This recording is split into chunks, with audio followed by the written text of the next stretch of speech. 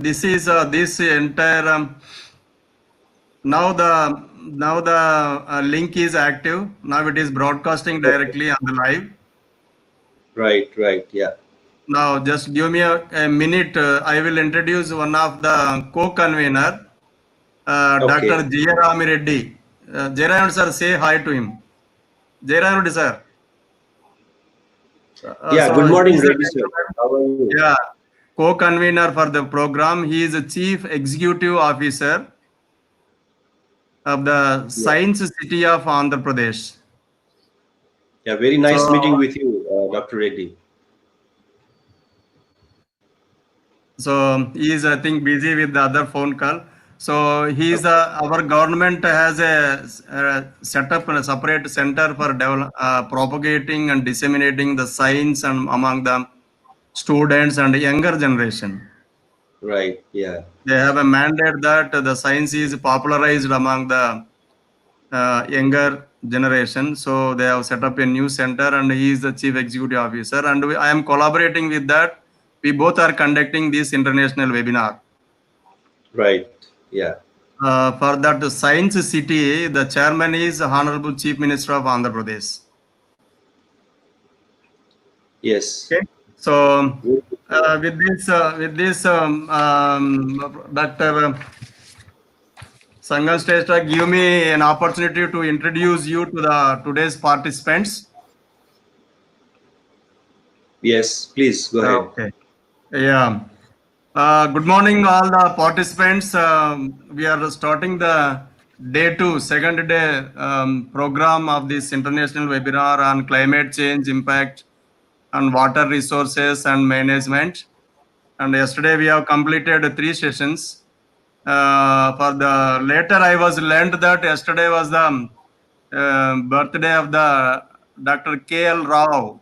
Is a well-known, renowned scientist in water engineering, and Right. we used to, as engineers, we used to celebrate his birthday as a water day, Mm-hmm. water resources day. Who was that time who was Right. contemplating to interlink the all the Indian rivers so that water can be shared equally and water problems can be avoided. So later I realized that, but I could not initiate that. It is one of the important day we have started. I'm happy that we are sharing the. We are also thinking the water as management in Indian scenarios, Indian aspect. Now, so today first program starts by Professor Sangam Shrestha. He is a senior professor in water engineering and management WEM in Asian Institute of Technology, Bangkok, Thailand. I think now he is heading the department. And let me give me the opportunity to introduce you to all. Dr. Sangam Shrestha is a professor and chair of water engineering and management program at the Asian Institute of Technology, Bangkok, Thailand. He is also visiting faculty of the University of Yamanashi, Japan. He is also visiting faculty of National University of Laos and research fellow of Institute of Global Environmental Strategies, Japan. And next lecture will be from the same institute. Professor Shrestha, next lecture will be of the same institute. Yeah. Right. Um, Right. Institute of Global Environmental Strategies given by the Pankaj Kumar. Yeah. I know him, Pankaj. You Right. know him, Right. right? Yeah. So now Dr. Shrestha's research interests are within the field of hydrology and water resources, including climate change impact assessment, adaptation in the water, integrated water resources management, groundwater assessment and management. So Dr. Shrestha has published more than 100 papers in international journals and presented more than 60 conference papers in hydrological modeling to climate change impacts and adaptation in water sector. His recent book publications include Climate Change and Water Resources. Now it is in CRC Press, and managing water resources under climate change. It is published by the Springer. Water Energy Food Nexus Principles and Practices by the AGU Valley Publishing Company. and groundwater environment in Asian cities by Elsevier. So he has a very good, he has a very audacious researcher in water sector. He has publishing lot of publications and trying to do in academic side, publishing as much as books and reports. Now he is also has a present work responsibility at AIT, including lectures, postgraduate, and undergraduate level, and is also guiding masters and doctoral students. And is also providing consultancy services on water and environment related issues to the governments and research institutions. He has also conducted several projects relating to the water resource management, climate change, and awards. He has won the lot of awards from the international organizations such as ADB, Asian Development Bank, APN, CIDA, European Union, FAO, very famous across the world, FAO, IFS, IGES, UNEP, and UNESCO and World Bank. He is also serving the advisory committee of several international organizations, and he has been awarded Distinguished Research Leader Award in 2005 and 2009 at the AIT. So with this is exemplary research and credentials, now I will introduce Shrestha to the audience and participants. And thank you very much, Dr. Shrestha, spending your time to us and sharing your knowledge and expertise to the today's participants and audience. Audience includes there are PG, MTech graduates, PhD graduates, and engineering faculty from different parts of the India. And there are scientists who are working on water sector, environmentalists who are working on water sector. All are the at the receiving end as a participants. Now it is over to Sir Jayarav Reddy గారు ఏమని చెప్పాలా? Jayarao Reddy sir ఏమని చెప్పాలా? Hello. Okay, sir. Okay. So now it is over to Professor Sangam Shrestha. Sir, please continue with your presentation. Okay, thank you, Dr. Muni Reddy. I'm very pleased to present some of the research that we have conducted in AIT, basically under some projects and also conducted by students related to climate change, land use change, and hydropower development impacts on Mekong River Basin's water resources. So I have divided my talk in two parts. The first part is I will be presenting two case studies related to the climate change, land use change, and hydropower development impacts on the water resources in selected river basins under the lower Mekong Basin. And the second part will be the question answer session. So I'll be very happy to receive the questions and comments, and at the same time I would be very pleased if all of the participants they express the interest of the collaboration with AIT.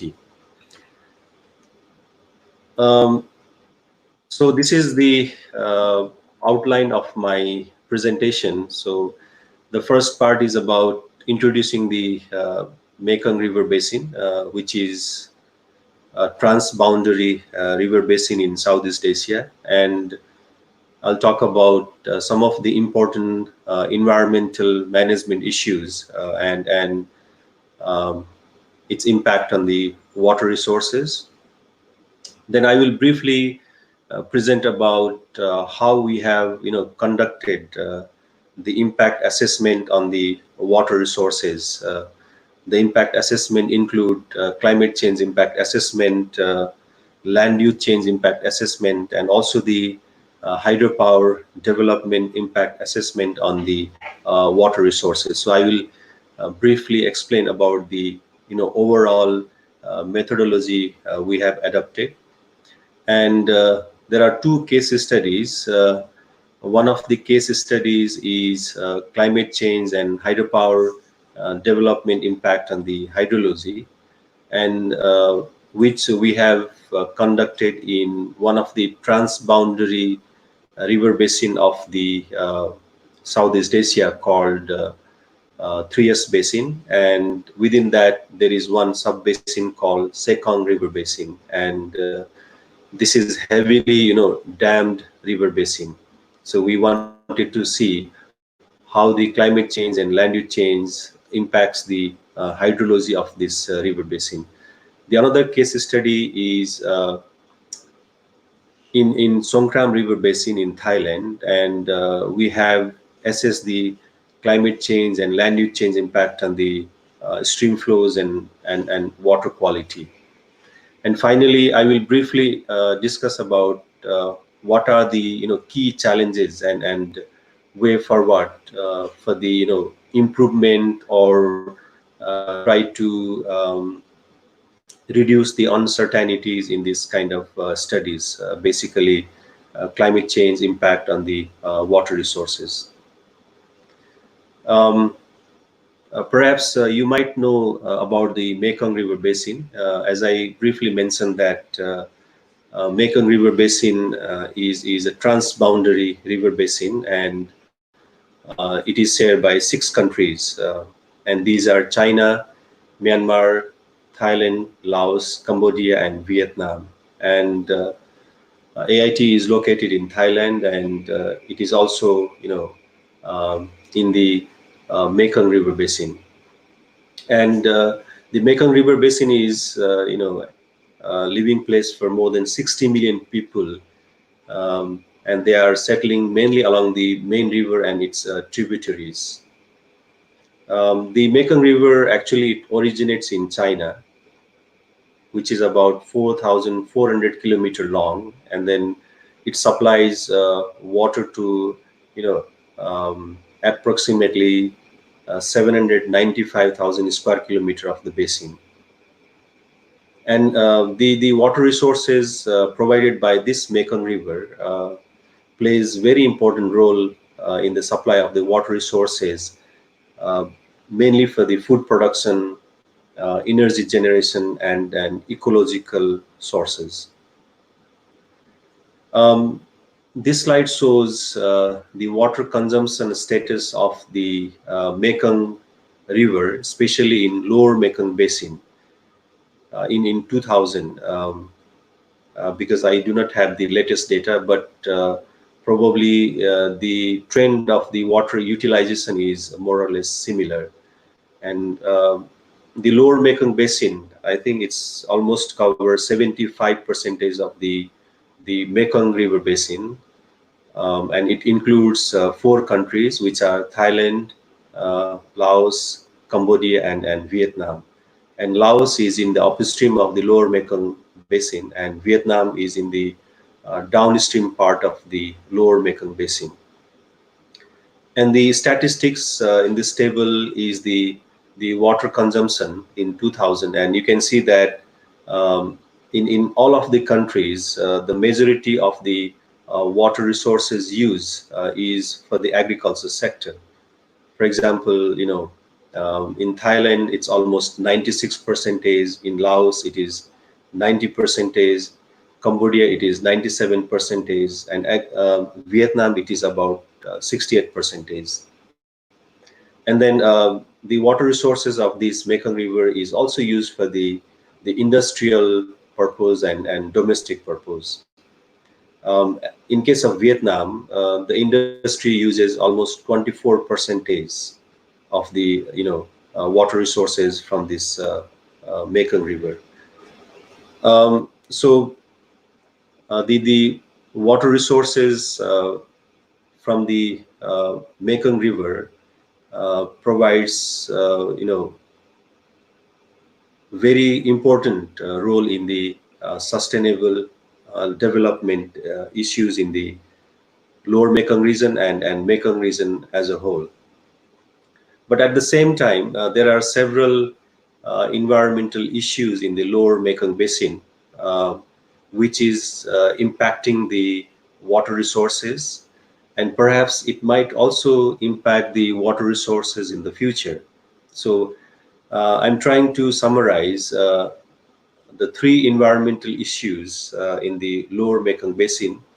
And one of the issues is climate change. The other issues is land use and land cover change, and the hydropower dams development in the lower Mekong region.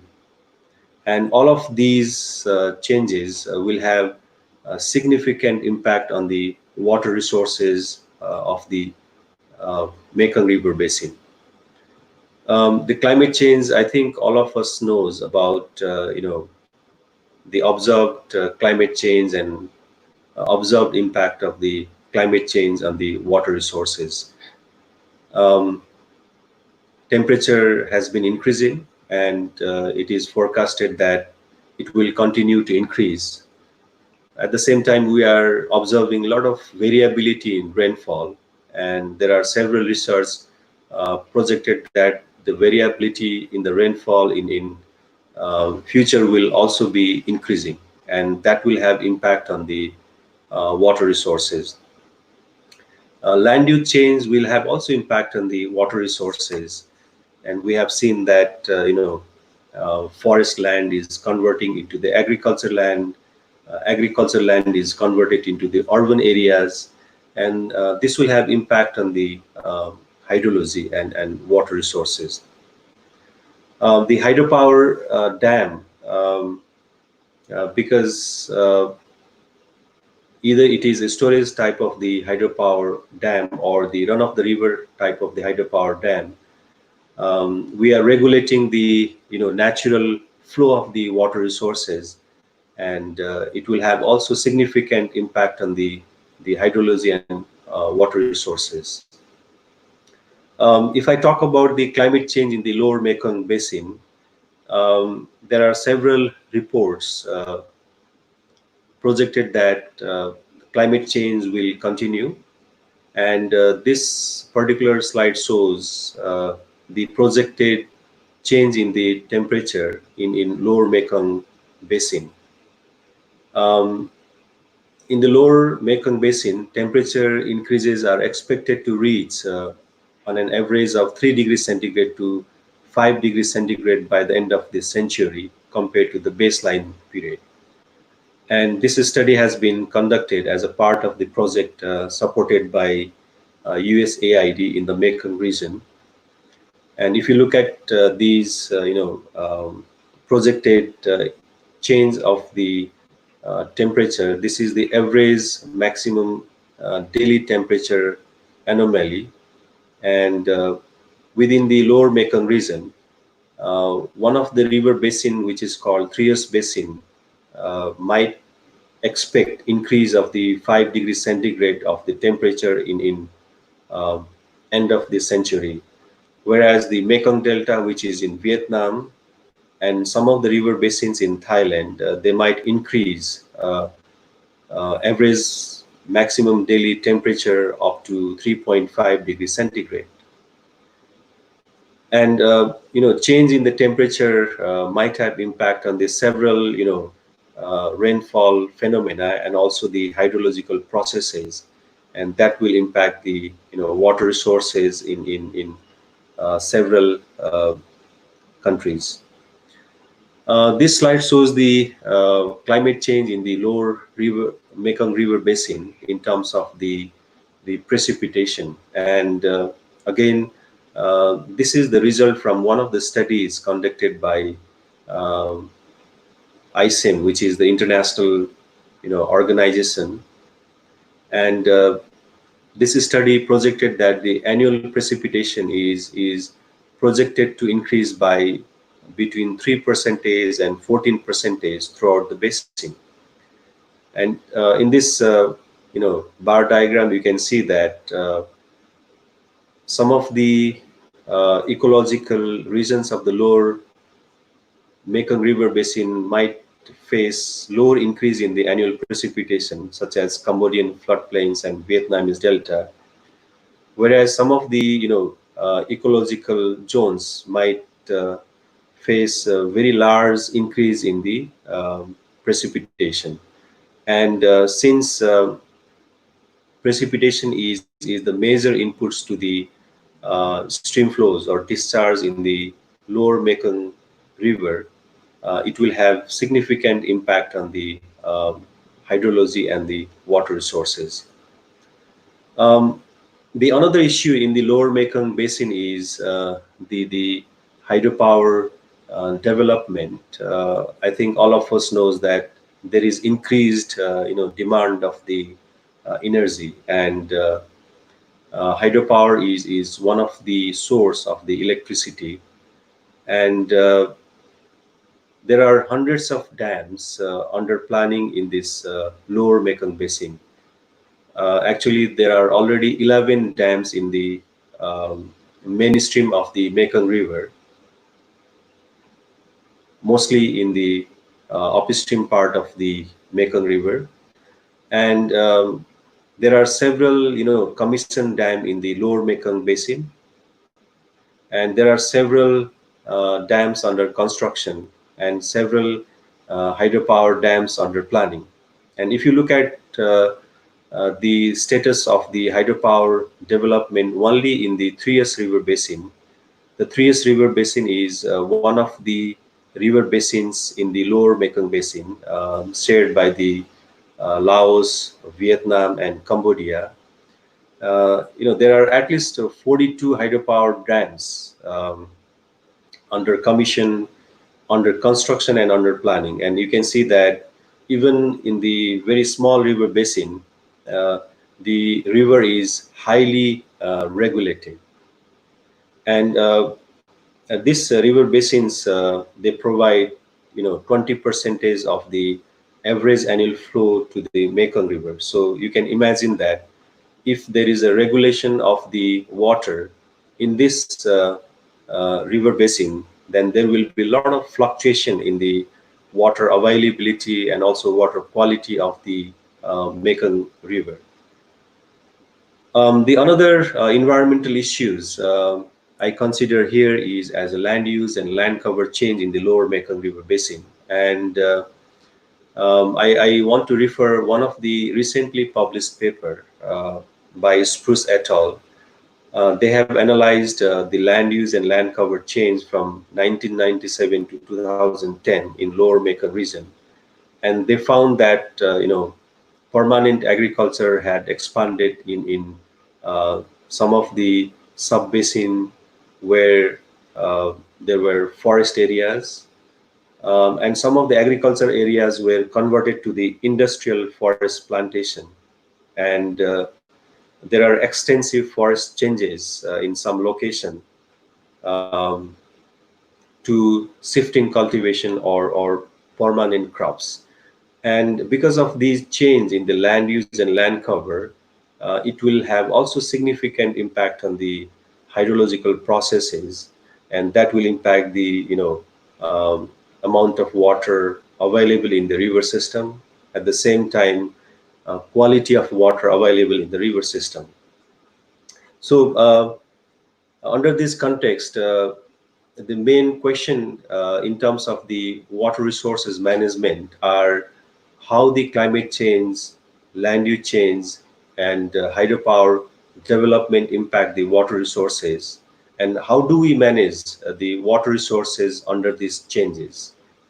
So to address these questions, in water engineering and management program of AIT, we have been conducting the studies in several river basin across the Asia Pacific region. This is not the updated list of the river basin that we have studied, but I think if I remember correctly, there are more than 50 river basins we have already conducted these kind of studies. And these are located in several countries in the Asia Pacific region, from Afghanistan to Indonesia. And here in the box, you can see that these are the river basins and also the corresponding countries where we have studied the impact of the multiple drivers on the hydrology and water resources. So I will not be presenting all the studies in this presentation, but I'll be very happy to share the findings of these studies to you separately. The methodology we have adopted to assess the impact of climate change, land use and land cover change, and hydropower development impact on water resources um, is basically uh, using the multi-modeling approach.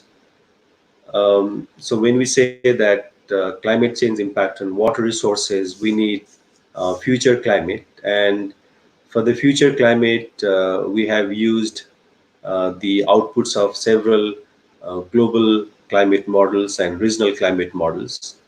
And since these, data of the global climate models and regional climate models cannot be used directly at the basin level impact assessment, we used several downscaling or bias correction techniques to downscale these future climate data into the local level. So once we get these future climate data, these data are input to the several hydrological model and also the um, reservoir simulation model, water quality model. So to simulate the impact of the climate change on the hydrology and water resources, we have used several hydrological models. To assess the impact of climate change on the hydropower production, we have used several reservoir simulation model. To assess the climate change impact on the water quality, we have used the water quality models. Um, to project the future land use change in the river basin, we have used land use change models. And once we get the future climate data, once we get the future land use change data, then we input these data into the hydrological models, reservoir simulation models, water quality models, and then we can, uh, project how these climate, hydrology, hydropower production, and future water quality changes. So this is the modeling chain that we have adopted to assess the multiple stresses impact on the hydrology and water resources in the all of the studies. So I would like to present one of the case studies that one of my master's student had conducted in Mekong River Basin, which is entitled as Assessment of Climate Change and Hydropower Development Impact on Hydrology of the Mekong River Basin in Cambodia, Laos, and Vietnam. Actually, he has already graduated and went back to his country and working there. Um, in fact, this study is a part of the project supported by the USAID under Peer Program Cycle 6. And the project is connecting the climate change, hydrologies, and fisheries for energy and food security in the lower Mekong Basin. And AIT is leading this project. And we are trying to conclude this project this year. And this is a collaborative project between several international organizations, including Stockholm Environment Institute, IFRIDI in Cambodia, and Arizona State University in USA. Um, so the Mekong River Basin is a transboundary river basin in the lower Mekong Basin, and this river basin share the border of the three countries, which are Cambodia, Laos, and Vietnam. And this is the second largest basin among the three basins, containing 36% of the entire drainage area. Okay, and this river basin also contributes to the Mekong River.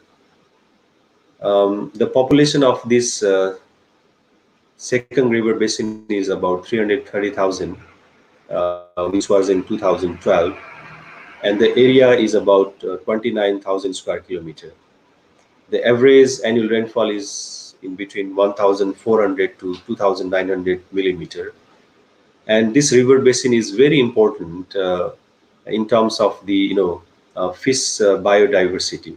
And this river inhabits at least 300 to 350 fish species. And the hydrology is one of the important aspect of the fisheries production in this river basin. And there are at least three large hydropower dams in this river basin, and there are five hydropower dam under construction, and there are another 16 hydropower dams under planning. So even this 29,000 square kilometer of river basin, you can see that three large hydropower dams under operation, five hydropower dams are under construction, and 16 hydropower dams are under planning. And you can imagine that because of the regulation of the water by these hydropower dams, the hydrology of this river will be significantly impacted, and the dependency for the fish production, agriculture, and also the industrial process might be impacted. So that's why we have tried to assess how the future climate will be occurring in this Mekong River Basin, and how the climate change and hydropower development affects the hydrology of this Mekong River Basin. So this is the methodology we have followed to study the impact of climate change and hydropower development impact on the hydrology in this Mekong River Basin. So we use the hydrological model for the simulation of the future hydrology. And this hydrology model we used called SWOT, Soil and Water Assessment Tool. I think all of you know about this SWOT model. It is basically the water balance model. And this is a semi-distributed and physically based model. So we use this model to simulate the future discharge, to see how the climate change and hydropower development impacts the hydrology. So as I mentioned in the previous slide, that we need future climate data to assess the impact of the climate change on the hydrology. So we have used the outputs of the regional climate models under RCP 4.5 and RCP 8.5. As I also mentioned that these data cannot be used directly at the basin level, so we have done bias correction, and those bias corrected data were fed into the hydrological model to simulate the future discharge under the climate change condition. At the same time, we also try to assess the hydropower development impact on the river discharge. So for that purpose, we have used this HEC-RECI model to see how the hydrology of the Mekong River Basin will change because of the hydropower dam operation. These are the summary of data that we have used in this study, and you can see that we have used several types of the data, which includes from DEM, land use and land cover map, soil map, meteorological data, hydrological data, the data from the regional climate model, dam characteristics, and so on. And these data, because we have conducted under this project, so these data are very much reliable, as we check the reliability and quality of this data provided by these respective agencies. For the future climate data, we have used these RCMs. At least we have used 5 RCMs, future climate data, and the properties of these 5 RCMs are listed here. And in terms of the hydropower dams, in fact, there is already commissioned dam called Sangam 1, and the characteristics of these hydropower project is given. And there is one dam called Sangam 4A, which is under planning. So we expect that it will be completed soon, and then it will have impact on the hydrology in the downstream. Yeah. So I will briefly describe what kind of scenarios we have created to study the impact of climate change and hydropower dam operation on the hydrology of this river. So we created 2 scenarios to analyze. So one of the scenario you can see on the left hand side of this figure, scenario 1. So the second one is already existing hydropower project. So we thought of analyzing how the climate change and the operation of this hydropower dam will impact the hydrology at the nearest station, which is called Atapu, and also the downstream station. So this scenario is assessment of the climate change impact and also the hydropower development or hydropower operation impact on the hydrology of the station and the downstream station.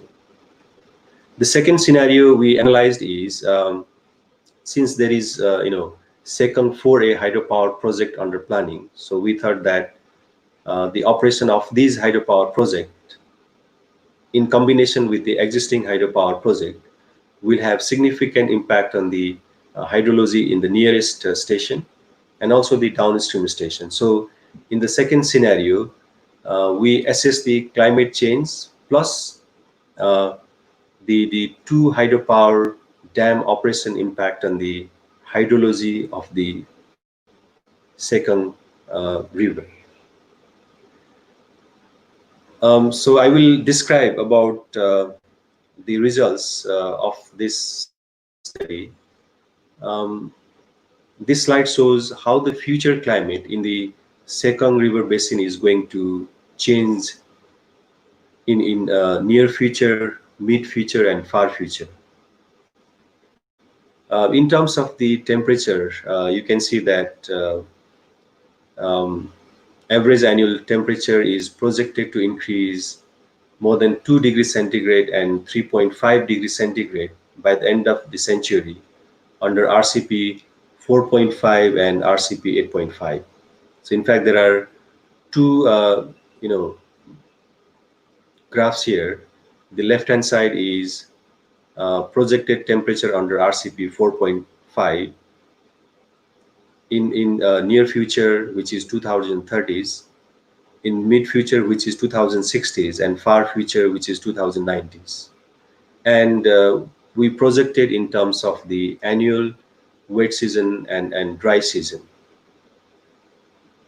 And similarly, in the RCP 4.5, we projected the temperature, and we found that in all scenarios, the temperature is going to be increased more than 2 degrees centigrade to 3.5 degrees centigrade by the end of this century in the Mekong River Basin. In terms of the projection of the rainfall, you can see that the lower right hand side, there are 2 graphs. One is for the RCP 4.5 and the another is for the RCP 8.5. And you can see that average annual and wet season rainfall is projected to decrease in dry season. Okay, under both the RCP 4.5 and 8.5.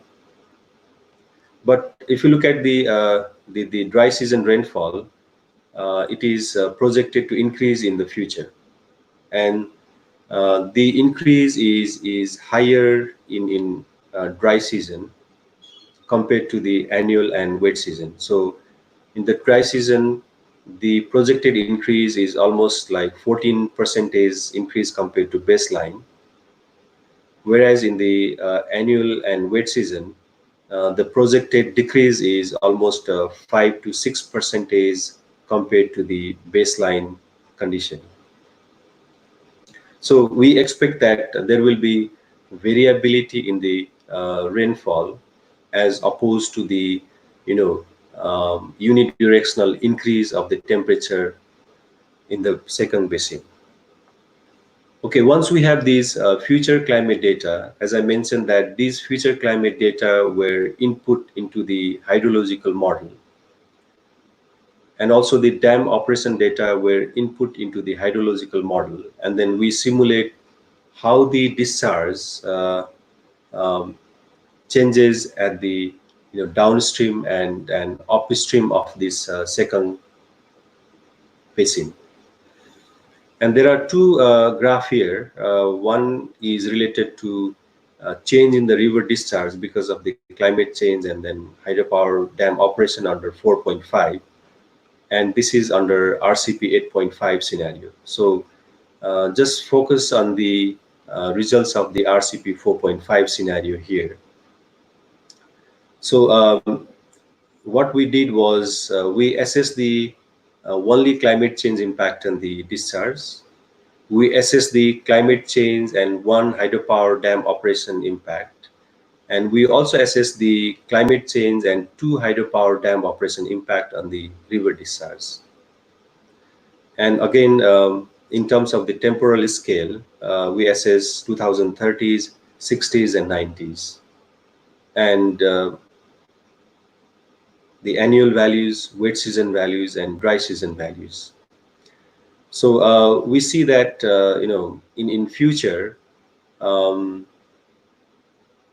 climate change and also the hydropower operation reduces the discharge in the downstream station of this second river. So the reduction in the discharge varies. However, if you look at these bar diagram, you can see that in the dry season there is much reduction in the river discharge, which is almost going to 45% reduction. Okay, and similar kind of results we obtained under RCP 8.5. And we also try to analyze which is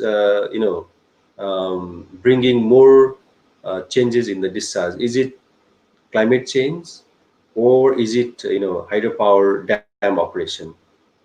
So while analyzing the individual as well as the combined impact of these two changes, and we found that climate change is expected to bring more reduction in the discharge than the hydropower operation. And this is in case of the downstream station of the second basin.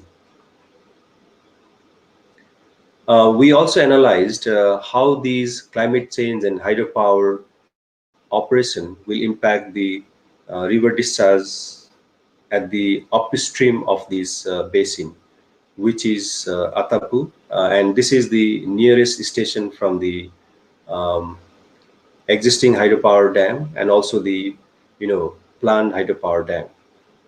And this graph shows the changes in the river discharge because of the climate change and also the hydropower dam operation. And as opposed to the previous case of the downstream discharge, we can see that there is a variability in the change in the river discharge in the upstream station. In this case, annual and dry season river discharge is projected to decrease,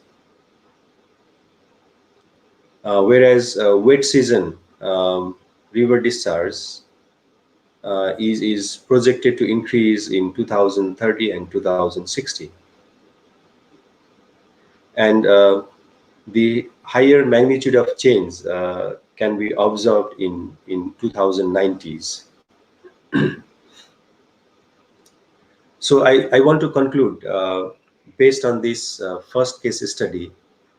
So one of the conclusions we made is this Mekong River Basin is expected to be warmer, and there will be variability in rainfall in future.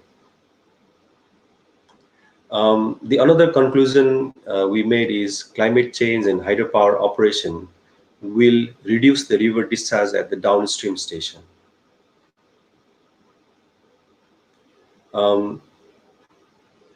The another conclusion we made is river discharge is seen to be more impacted by climate change compared to the hydropower operation in future. And in the upstream, the annual and dry season river discharge is expected to decrease, and wet season discharge is expected to increase in the near and mid future. So based on this, we can, recommend that probably the hydropower operation has to be modified so that it will bring some positive changes in the downstream of the hydropower project, because as I mentioned that the fisheries production, the use of the water for agricultural purposes highly depends on the availability of the water, right? And if there is a regulation by these hydropower dams, probably the downstream users, mostly for the fisheries and agriculture sector, they might not receive the right quantity of water at the right time, and the production processes might be impacted. So the results of these studies will be very useful for the future hydropower planning. At the same time, future hydropower operation under the climate change impact. Okay, so I will continue with another case study in the lower Mekong Basin. And this study is also conducted by one of my master's students, and this is also under one of the project that I completed recently. And the title of this case study is Assessment of Climate and Land Use Change Impact on Stream Flow and Water Quality in the Songkhram River Basin. So in earlier case study, we assessed the climate change impact and hydropower development impact. But this case study, we assess the climate change impact and land use change impact on stream flows. Because it is not only the climate change that impacts the hydrology and water resources, but there are some other changes that might affect the hydrology and water resources, and the hydropower operation or any kind of water regulation, and land use change also impact the water resources. So we try to bring all these drivers of the change in the hydrology and water resources. So as I mentioned that we have conducted this study as one of the component of the project supported by HSBC Bank, and I collaborated with the WWF Thailand. The project was building capacity and strengthening community participation for water resources management and wetland ecosystem restoration in the context of climate change in lower Songkhram River Basin of the Thailand. So in fact, it was quite a big project, but there are several students involved in the project, and some of the students, they have conducted a few theses under this project. but I'm presenting only this case of climate change and land use change impact on the stream flow and water quality in the Songkhram River Basin. This river basin is located in northeast of Thailand, and this is the second largest basin in Thailand. The population is about 1.94 million, and this basin is almost 13,000 square kilometer in size. And this is the Songkhram River, and this river is about 420 kilometer. And you know, the river drains into the Mekong River again. So it contributes to the flows into the Mekong River. So whatever the hydrological changes happening here, it might impact the hydrology of the Mekong River. The annual rainfall is about 1,200 millimeter to 2,100 millimeter, and most of the rainfall occurs in the monsoon season. I think it's similar to what we experience in India, Nepal, in South Asia. The majority of the land use is agriculture. Almost like 50% of the land is used for the agricultural production here. And one of the very peculiar characteristics of this river basin is this river basin is just declared as a Ramsar site,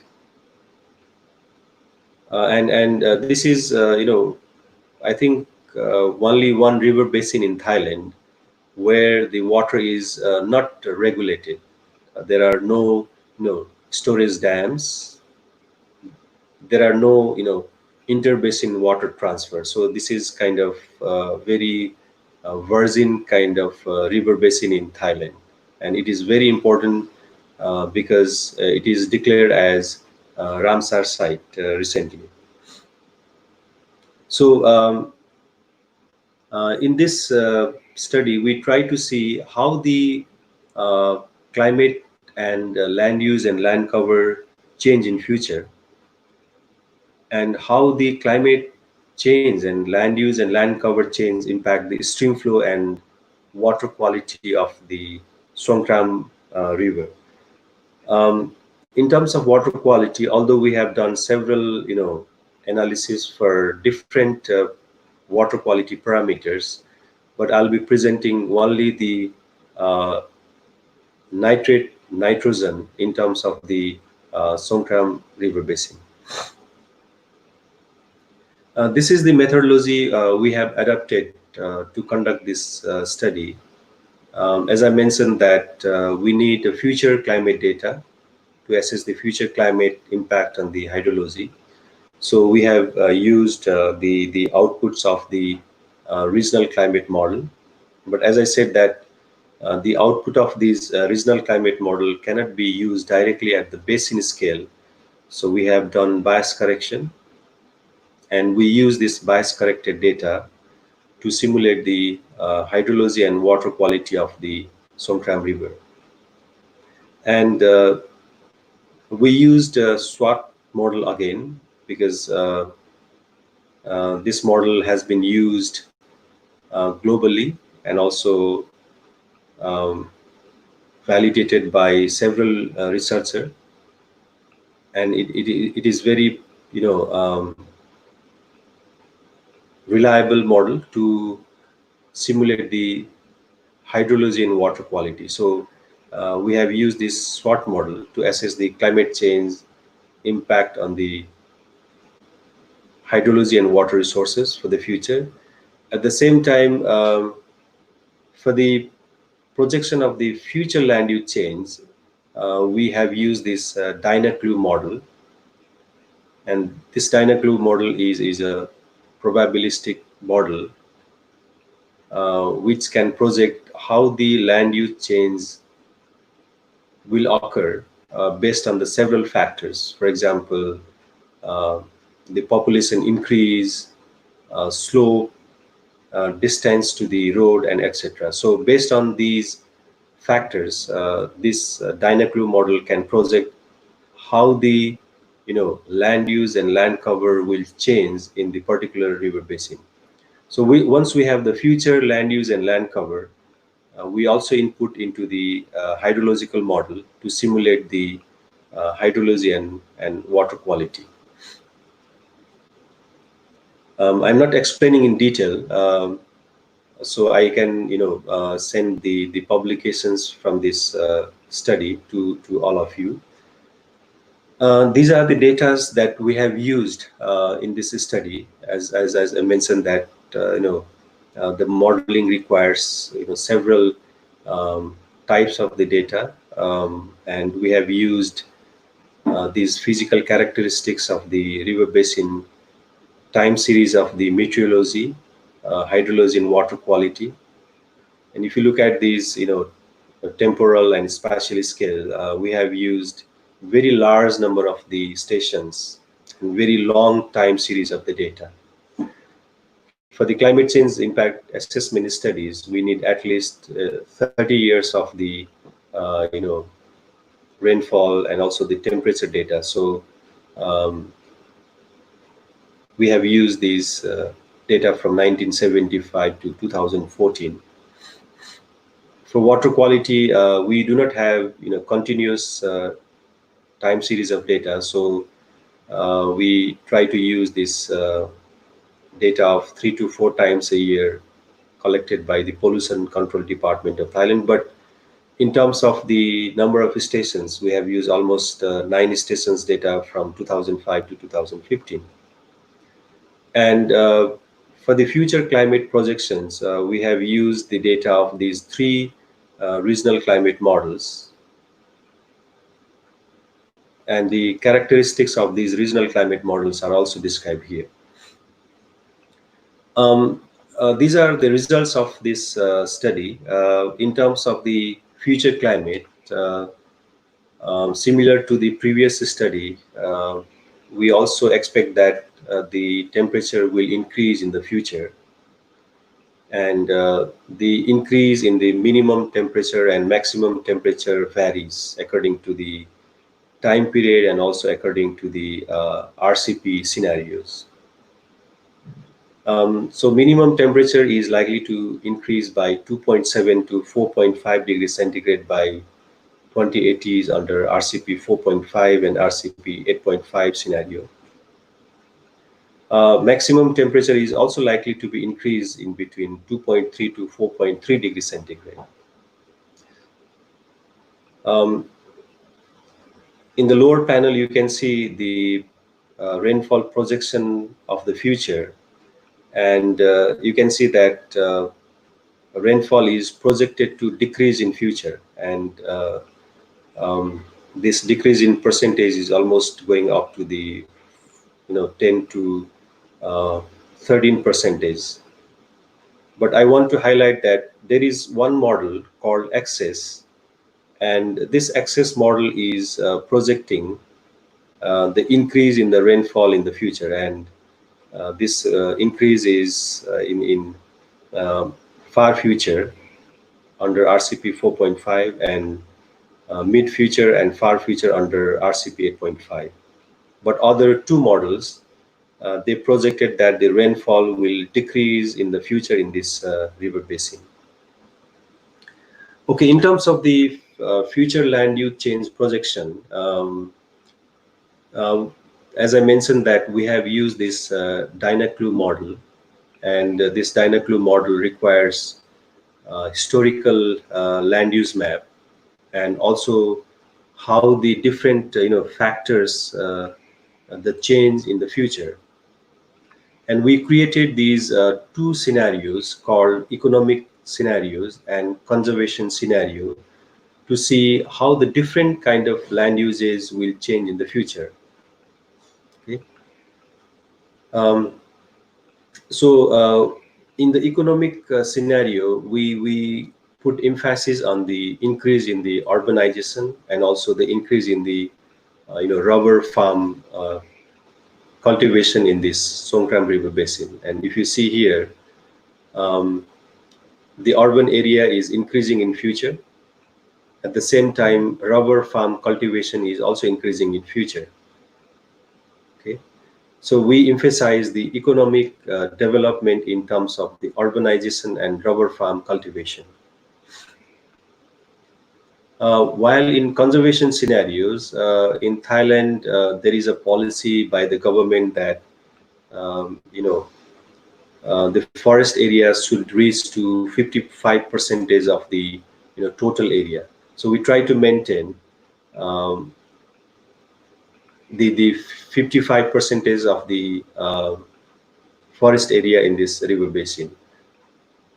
And in the DAy-2 model, there are several facilities where you can restrict the change in the land use and land cover. And as I mentioned that the Songkhram River Basin is Ramsar site, so there are some designated areas where you cannot convert these kind of land uses. So we fix that these land uses cannot be converted into the other land uses. So that is the conservation scenarios. So from this DAy-2 model, we have obtained the land use map of the future for different time series. Okay. So I will briefly explain the results that we have obtained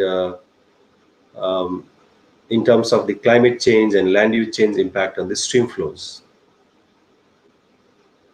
And this slide shows how the economic scenarios and the conservation scenarios, including the climate change, impacted the stream flows of this second river basin.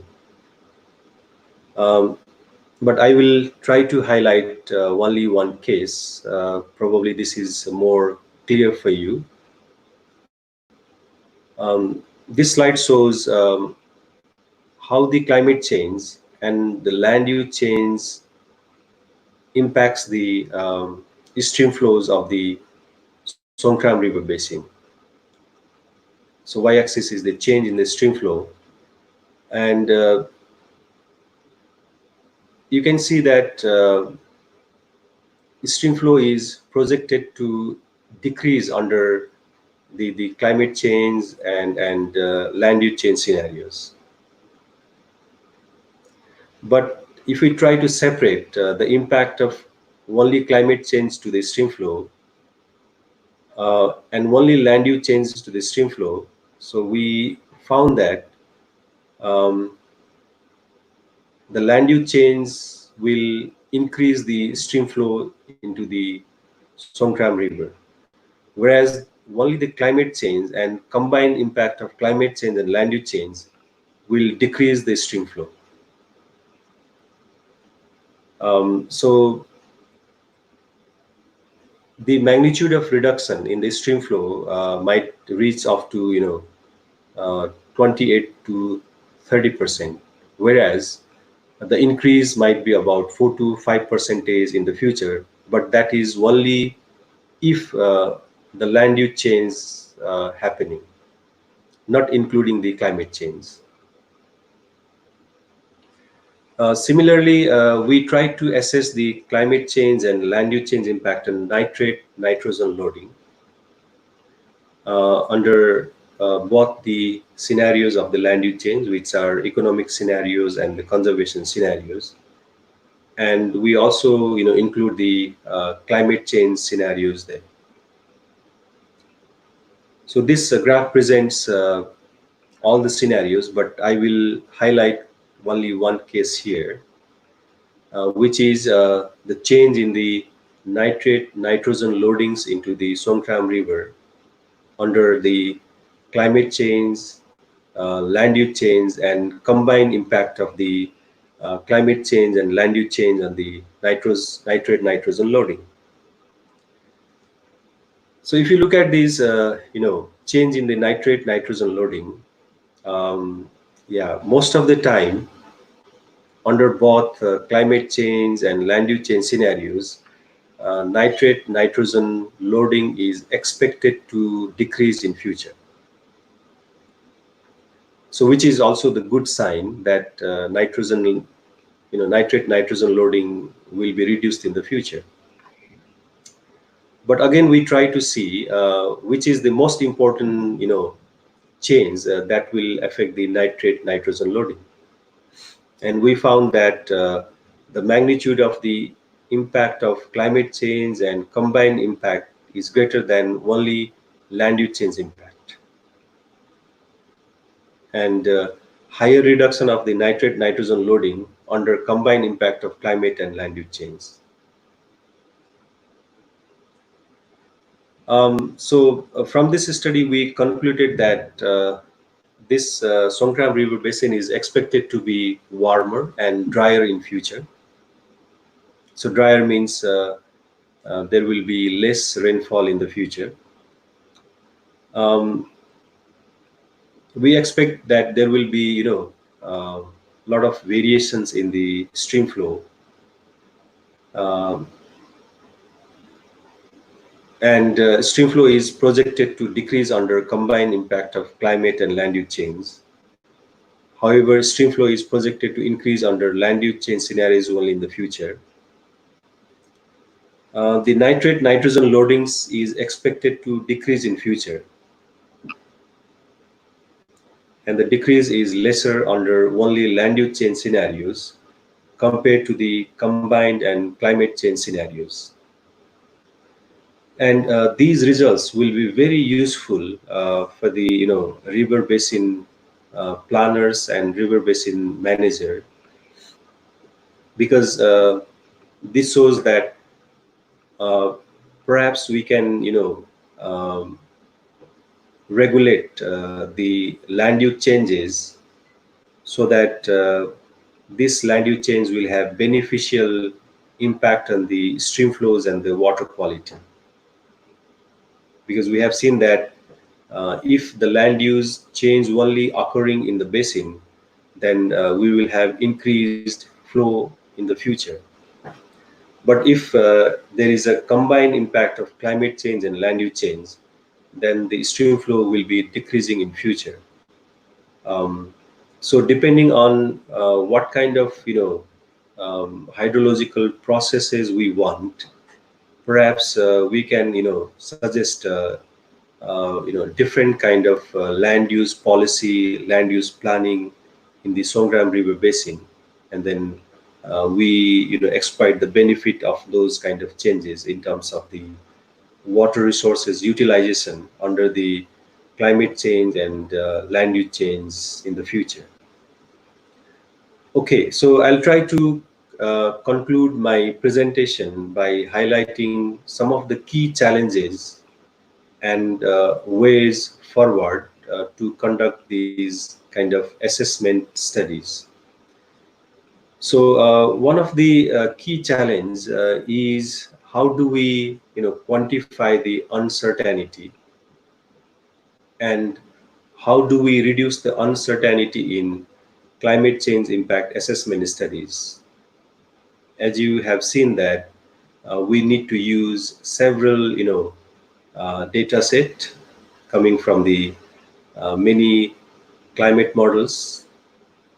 We have to use modeling approach, for example hydrological models, land use change models, reservoir simulation models. So the uncertainty is inherent in this impact assessment. So for the reliability of these results, we must know what is the uncertainty involved, and how do we reduce this uncertainty, that we are sure that okay, climate change or land use change will bring this kind of impact on the hydrology and water resources. The another challenge is the challenge with the impacts to the cross-cutting issues. I think all of you know that water resources management issue or water resources management challenge is not, only the water resources per se, because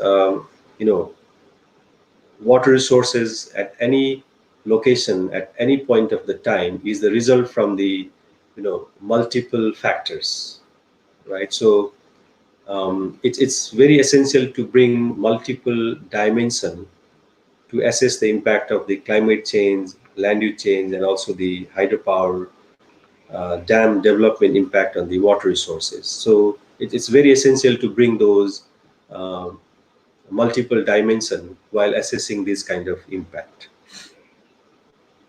The another very important challenge or issue is multi-level impact assessment and adaptation studies. Here, multi-level impact assessment means impact assessment at the basin level, impact assessment at the country level, and also impact assessment at the regional level, because ultimately the availability of the water resources will impact several beneficial sectors, and basin level impact might bring impact at the national level and also at the regional level. For example, Songkhram River Basin, and then when we assess at the country scale, the Thailand level, and the Mekong River Basin level. The another final key challenge I listed here is the interdisciplinary approach for cumulative impact assessment.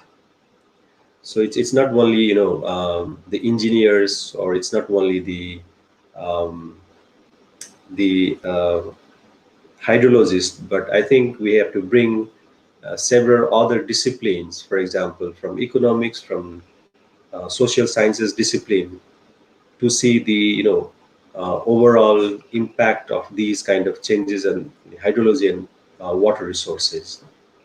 So with this, I would like to conclude my presentation, and I'll be very happy to receive your questions and comments. Thank you very much.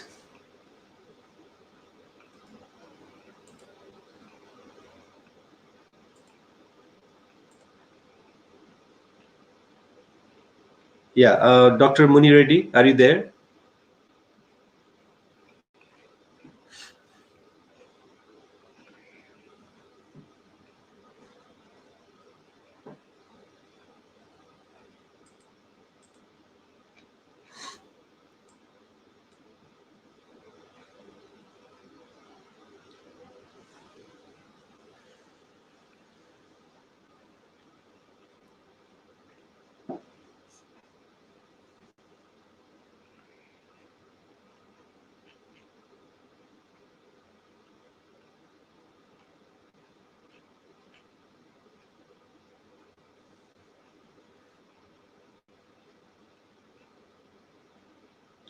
Yeah, yeah, Dr. Muni Reddy, are you there?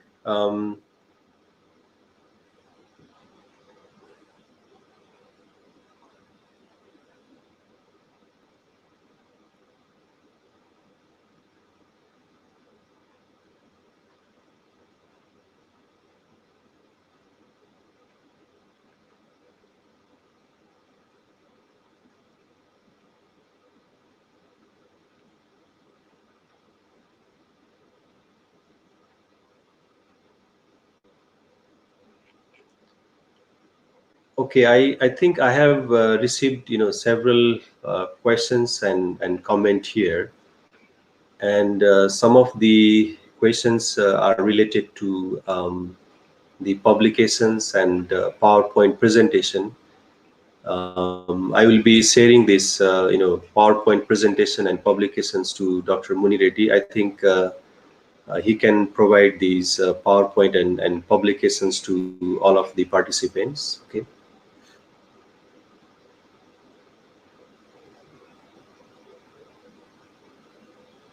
Okay, so there is one question related to Did you observe missing data in the data collected from pollution control department?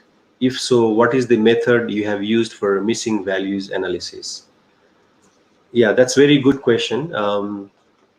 I think for our case, we do not have any missing data from the pollution control department. But as I mentioned you that we do not have the continuous time series of the water quality monitoring data. But for the estimation of the nitrate nitrogen loading, we need continuous time series of this nitrate nitrogen concentration. So for that we have used one model called Lodest model, and in that Lodest model, basically it is a regression model and developed by the USDA, United States Department of Agriculture. And from the time series of the nitrate concentration, it can forecast the future nitrate concentration. So we have used this Lodest model to continuously simulate the nitrate nitrogen concentration based on the observed nitrate nitrogen concentration. And since we have the continuous time series of the river discharge data, and the loading is a product of the concentration and the discharge, and finally we could estimate the continuous nitrate nitrogen loading into the river system.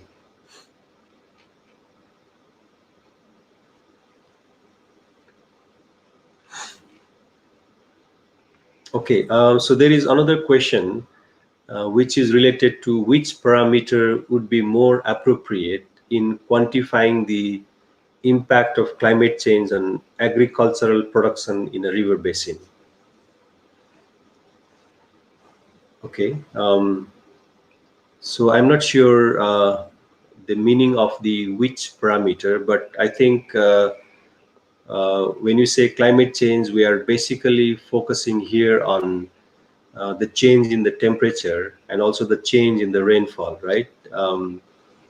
So there are some other climate related parameters that we have not considered in these studies. For example, solar radiation, relative humidity, and so on, right? So but I think the temperature and the rainfall, they are the major drivers of any hydrological processes and also the agricultural production. So I think depending on the location, probably both of these parameters are very important in quantifying the climate change impact on agriculture production.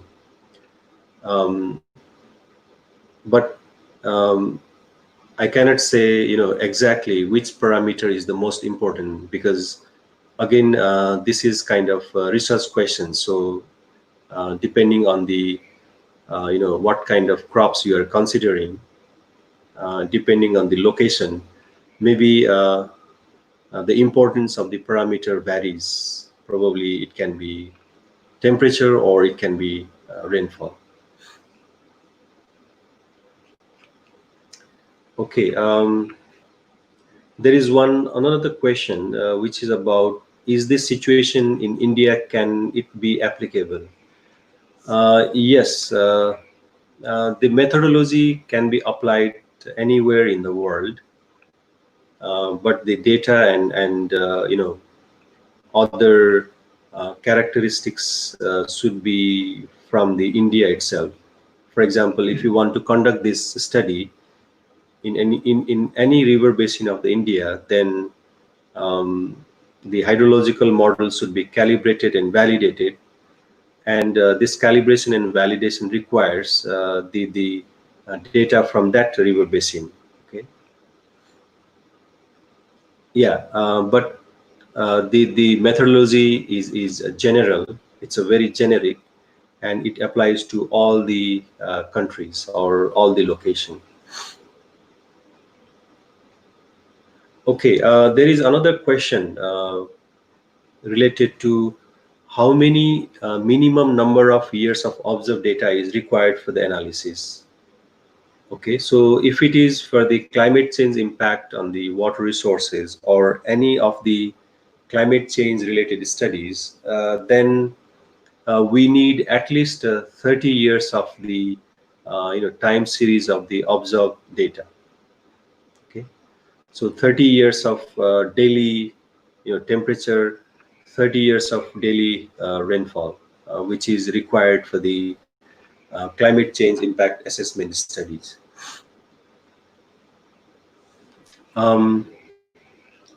Okay, so there is one very good question. I think it's from William, and the question is: Mekong River flows through many countries. How are the logistics of the control managed? Okay, so Mekong River originates from China, and then it flows to Myanmar, Laos, PDR, Thailand, Cambodia, and Vietnam. Yeah, and there is one commission called Mekong River Commission, and this Mekong River Commission, it's kind of intergovernmental organization, and that deals with the several issues of the transboundary nature of this Mekong River. So any kind of dispute, any kind of issues, um, several countries come together, and then this Mekong River Commission tries to solve that issues. Okay.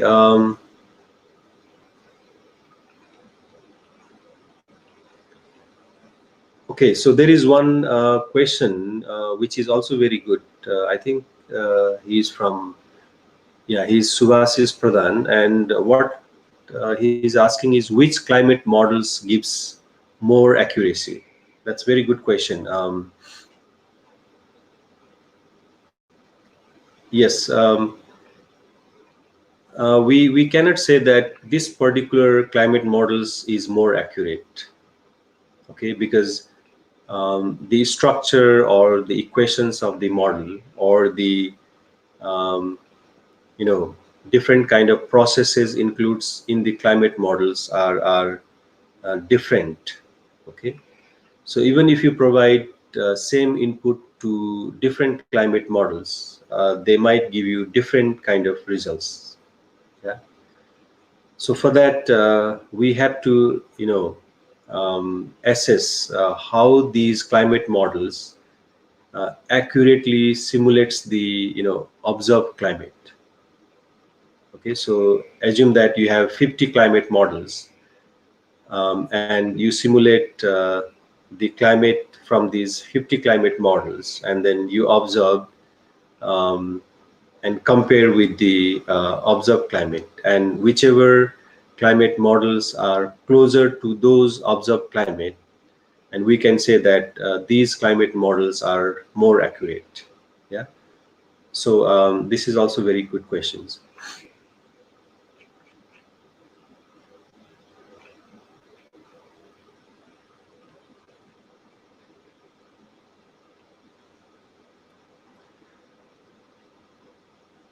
Okay, so there is one question related to, is this analysis done by you is a seasonal or annual basis? In all the studies, we have done the analysis based on the annual as well as the seasonal.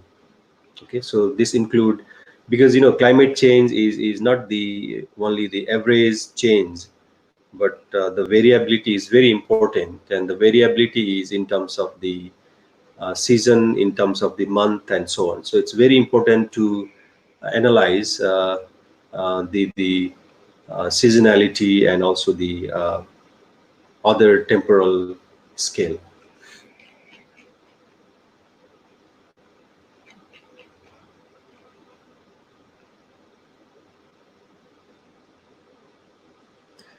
Okay, so there is another question from Professor C. Nivasan.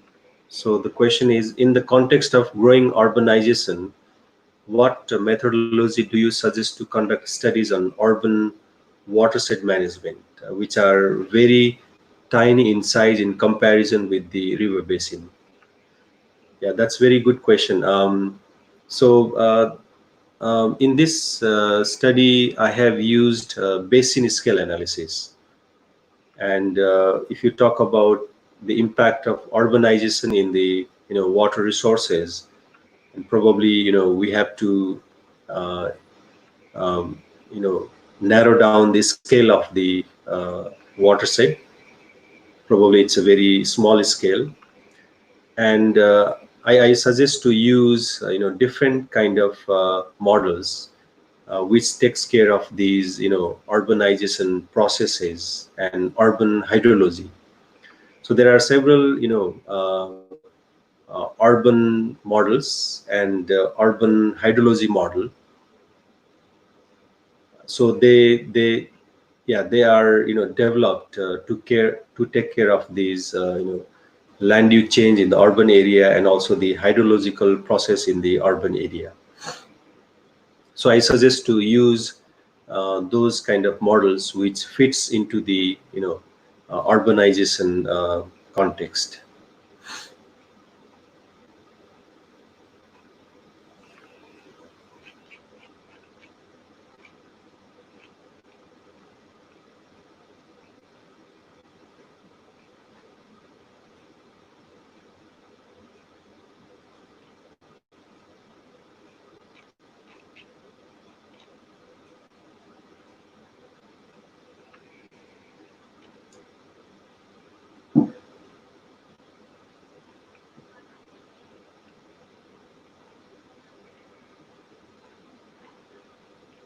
So yeah, if you have any questions, so please drop in the live comments, or you can also send me in the email. I think it is projected in the slide, which is sangam@ait.ac.th. Yeah.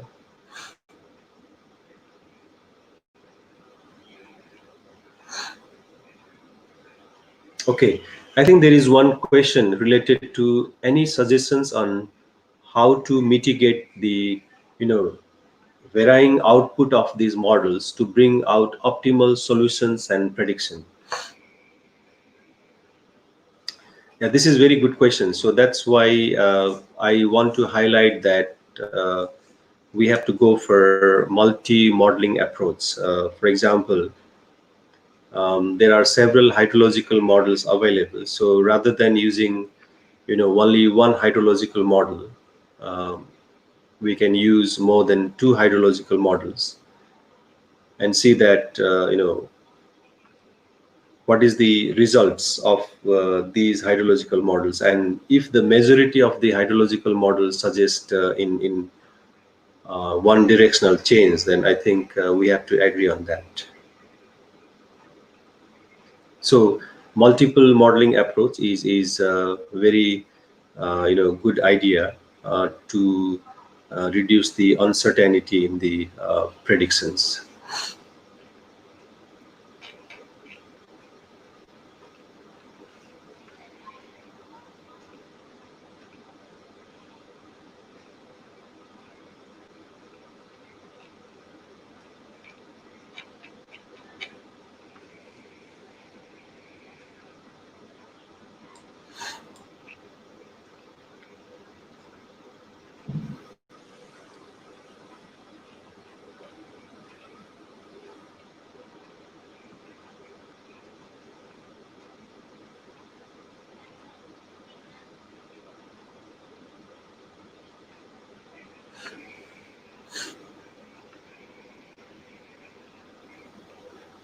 So yeah,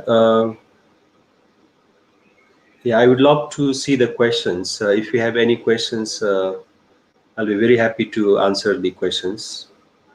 And in terms of the request of the publications and the PowerPoint presentation, I will share with the um, organizer, Dr. Muni Reddy, and probably he will share to all of you. Yeah.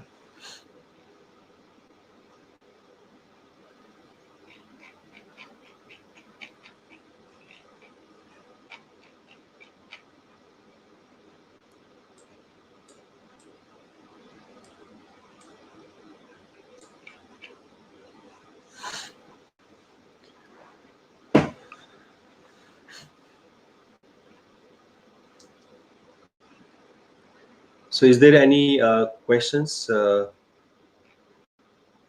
related to these presentation?